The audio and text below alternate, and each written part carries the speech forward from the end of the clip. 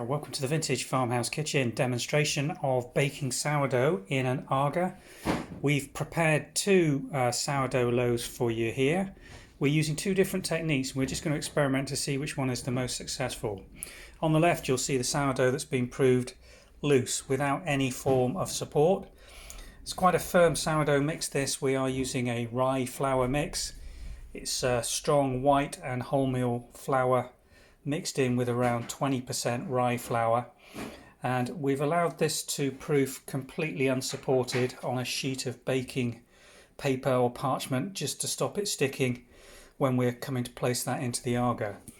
The second loaf that we've proofed we're doing in a pudding bowl with some cling film support, and that's going to be inverted and turned out in a second, and we are going to bake these and see how they turn out on the floor of a 4-oven AGA. Now 10 minutes before we're ready to start the bake, we've prepped this AGA by placing our roasting tray into the top to get nice and hot, and what we've got here is half a pint of water. Got to stand back when you do this, but we just tip that into the baking tray and push that back in, and that will produce the steam that we need to keep this loaf nice and crusty. Now the first loaf's going in. I'm going to place it in on the parchment that it's prepped on, and that goes straight in onto the floor of the roasting oven.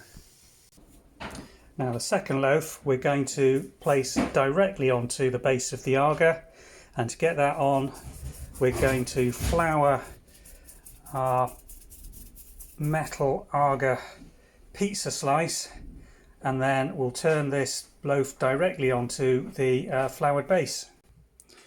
I really couldn't do that with one hand and hold the camera, but there you go, she's tipped upside down. And now what we're going to do is remove the pie dish, which has come off beautifully because of the cling film, and then you simply and gently peel the cling film away. There we go.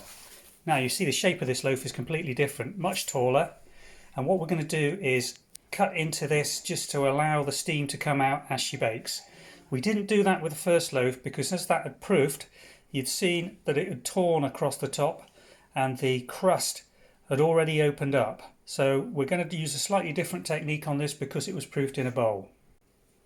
We've got a really sharp carving knife here, and what we're going to do is just make 3 cuts along the top, nice and gently but nice and deeply, so that we have pierced the crust on the top of that loaf. Now she's ready to go directly into the AGA. So AGA doors open. Now it's just a matter of sliding that loaf in directly onto the floor of the AGA, sitting alongside the other loaf that's starting to bake now. In she goes. That's trickier than it seems because cooking around here you have to tread at least over one of these, if not 2. Okay, well, welcome back. We've left both these loaves in for half an hour now, so let's have a look, see how they're doing. Well, that's looking pretty good. The one at the back particularly looks well done. One nearer the front could maybe take a couple more minutes, but we're going to get her out and have a look at it. So here goes.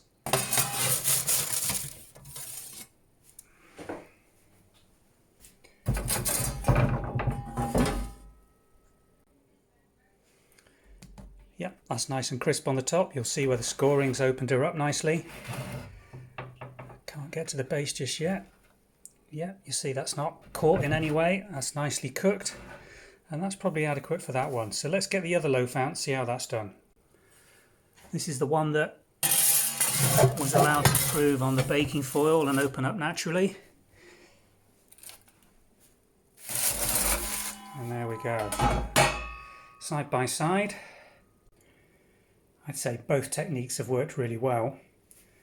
The one on the baking parchment, again, because it went in slightly earlier, look at that, it's got a lovely brown floury base on it. We could put this one back in for another couple of minutes. It would do it no harm at all at this stage if it went straight back out, straight back in the AGA without cooling.